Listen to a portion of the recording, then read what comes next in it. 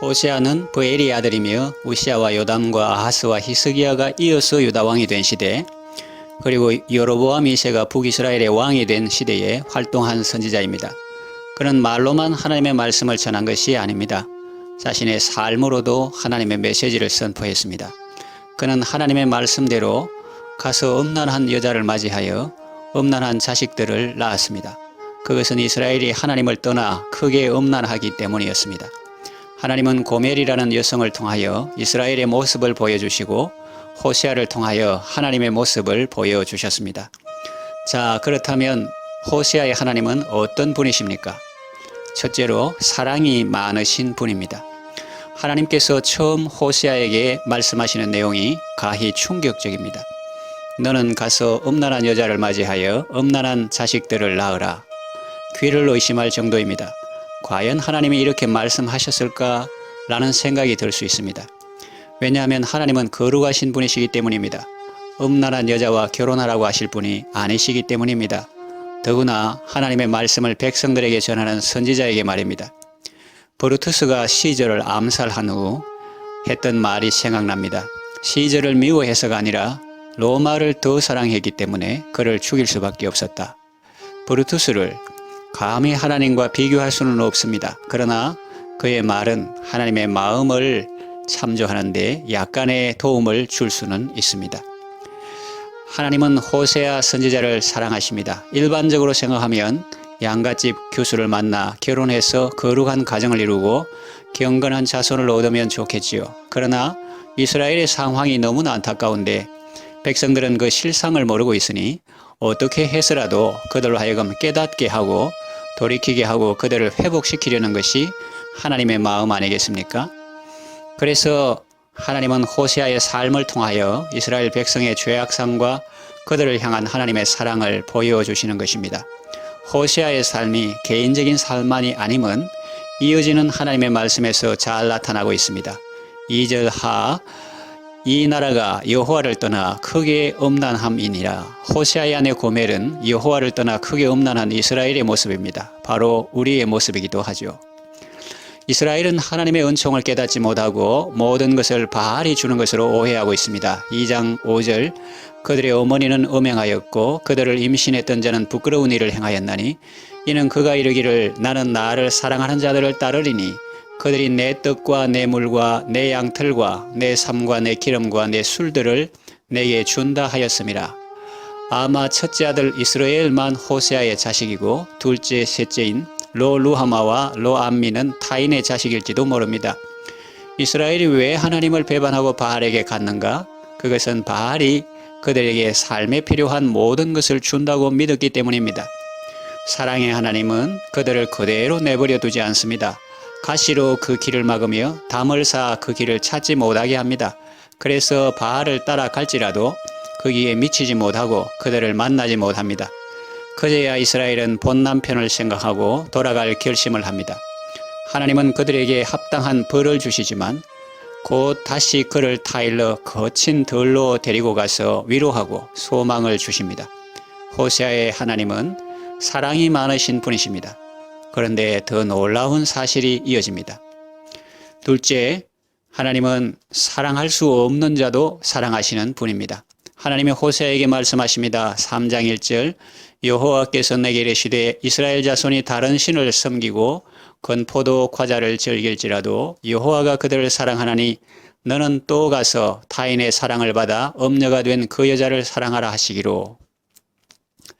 그토록 음란하여 사생아를 낳았던 여인이 그래도 호세아의 사랑으로 돌아왔는데 그것도 잠시 또 남편과 자녀를 두고 집을 나갔습니다. 그러다가 완전 망하게 되었습니다. 그래서 노예 시장에 팔리게 되었습니다.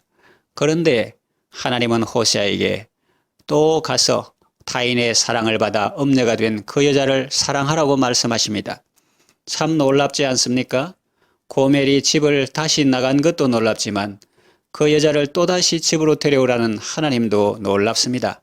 더구나 데려오는 것까지는 모르겠는데 다시 사랑하라는 말씀은 호세아에게 너무 가혹한 것 아닌가 라는 생각이 들기도 합니다. 호세아는 하나님의 말씀에 그대로 순종했습니다. 노예 시장으로 갔습니다. 나이 들고 병든 여자를 누가 데려가겠습니까? 그들도 보지도 않았을 것입니다. 그러나 호세아는 고멜에게 다가가 은 15개와 보리 한 호멜 반으로 그를 사서 다시 집으로 데리고 왔습니다. 하나님 말씀에 순종하여 고멜을 데려오면서 호세아는 무슨 생각을 했을까요? 하나님 정말 너무하시다. 어떻게 이런 것을 명할 수 있지? 그런 생각을 했을 수도 있겠지만 성경에 나타나 있지 않기 때문에 알 수 없습니다. 그러나 이스라엘을 향한 하나님의 사랑은 정말 크고 놀랍구나 라는 사실은 뼈저리게 체험했을 것입니다. 호세아의 하나님은 도저히 사랑할 수 없는 사람도 사랑하시는 분이십니다. 셋째, 심판하시고 징계하시는 분입니다. 이스라엘은 여로보암 2세 때 잠깐 부강함을 누렸습니다. 물론 하나님의 은혜였습니다. 그런데 이스라엘은 그 사실을 깨닫지 못했습니다.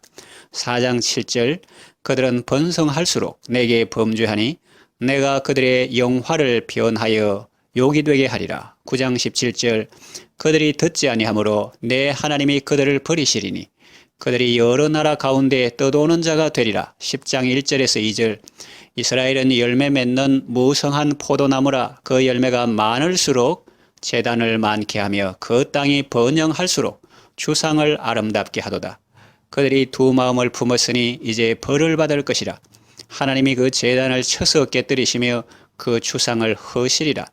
10장 10절 내가 원하는 때에 그들을 징계하리니 그들이 두 가지 죄에 걸릴 때에 만민이 모여서 그들을 치리라 했습니다. 이스라엘은 결국 아수르에 멸망하게 됩니다. 그런데도 하나님께 돌아오지 않습니다. 11장 5절에서 7절 그들은 애굽 땅으로 되돌아가지 못하겠거늘 내게 돌아오기를 싫어하니 아수르 사람이 그 임금이 될 것이라. 칼이 그들의 성읍들을 치며 빗장을 깨뜨려 없이 하리니 이는 그들의 계책으로 말미암음이니라. 내 백성이 끝끝내 내게서 물러가나니 비록 그들을 불러 위에 계신 이에게로 돌아오라 할지라도 일어나는 자가 하나도 없도다. 여기서 우리는 하나님의 안타까운 마음을 느낄 수 있습니다. 넷째, 불타는 긍휼로 회복시키시는 분이십니다. 우상 숭배하고 범죄하여 아수르에 멸망하고 포로로 잡혀가도 하나님께 돌아오는 자가 없습니다. 이 얼마나 안타까운 일입니까?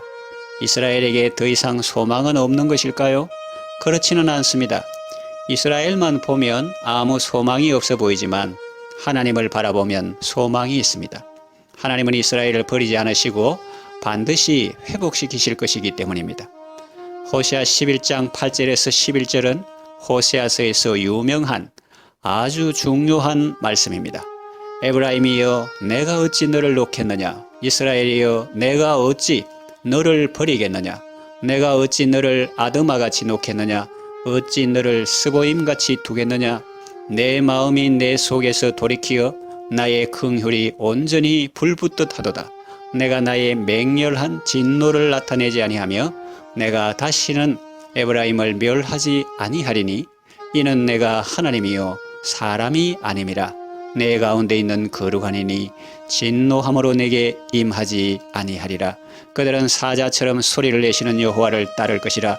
여호와께서 소리를 내시면 자손들이 서쪽에서부터 떨며 오되 그들은 애굽에서부터 새같이 아수르에서부터 비둘기같이 떨며 오리니 내가 그들을 그들의 집에 머물게 하리라. 나 여호와의 말이니라 했습니다. 아드마나 스보임은 소돔성이 멸망할 때 함께 멸망한 이웃의 도시들입니다. 하나님은 이스라엘을 그들처럼 버리지 않겠다고 말씀하십니다. 내 마음이 내 속에서 돌이키어 나의 긍휼이 온전히 불붙듯 하도다고 말씀하십니다. 속된 말로 표현하면 내가 너 때문에 돌아버릴 정도로 나는 너를 정말 사랑한다는 말씀입니다. 다시는 에브라임을 멸하지 아니하리라 말씀하시며 그 이유는 당신이 하나님이며 사람이 아니기 때문이라고 하십니다. 하나님의 절대 주권에 힘입어 그들은 돌아오게 될 것이며 그들의 집에 머물게 될 것입니다.